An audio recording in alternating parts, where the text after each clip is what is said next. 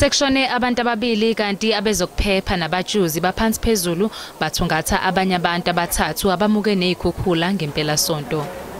We are not satisfied by but we do have that hope ukuthi batamthola.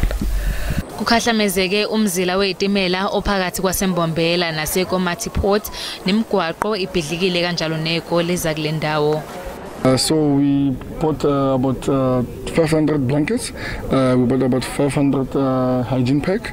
We got clothes for the victims because we know that they lost everything. So we got clothes for them, and then the information we got that there was no electricity on those villages. So we bought about candles and matches for the village to get a light.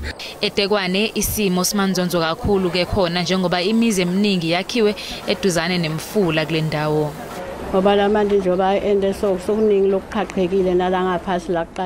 It is no longer safe to stay here, especially because our house have been damaged by the water.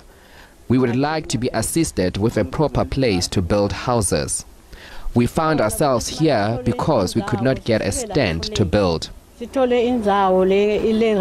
Leli pulazi likubuzelwe amanzi ngendlela eyisimanga kanti abesimo sezulu baqagula ukuthi imvula isazoqhubeka kuleli sonto.